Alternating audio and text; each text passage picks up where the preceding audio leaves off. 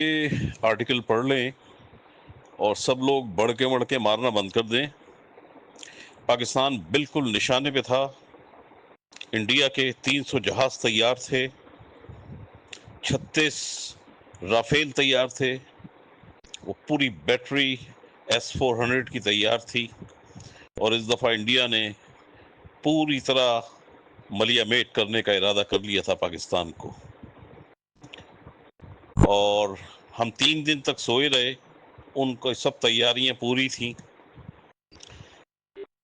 China سب دیکھ رہا تھا اپنے سیٹلائٹ سے، ایک ایک چیز اس کو پتا تھی۔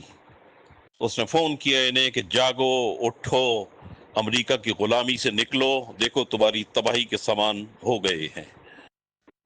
اس نے کنٹرول سنبھالا، اپنا سیٹلائٹ دیا انہیں، اپنے اویکس دیے انہیں، اپنا لیٹسٹ فائٹر جیٹ دیے انہیں، انڈیا کی ساری کمیونیکیشن جیم کی اس نے، ریڈار ان کے جیم کیے، ان کے اویکس کو اور ان کے رافیل کو اس نے سٹنگ ڈک بنا دیا، اندھا کر دیا، اور پھر اس نے فائر کروائے ان سے۔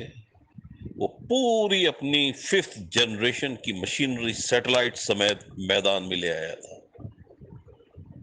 یہ تھا چائنا کا احسان جو مرتے دم تک پاکستان نہیں اتار سکتا۔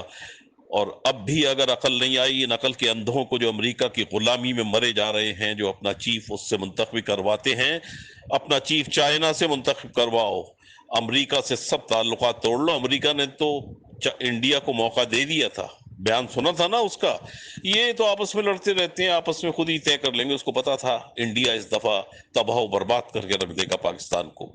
جو تیاری تھی وہ یہی ہوتا، چائنا مدد کو نہ آتا تو ہمارا یہی حال ہونا تھا، اور اس دفعہ انہوں نے آزاد کشمیر، گلگت بلتستان اور سب کچھ آزاد کروا لینا تھا اپنا۔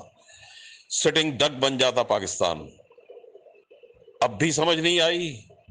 اب بھی قبلہ نہیں بدلو گے؟ پھر کب بدلو گے؟ پھر کب بدلو گے؟ پھر کب بدلو گے؟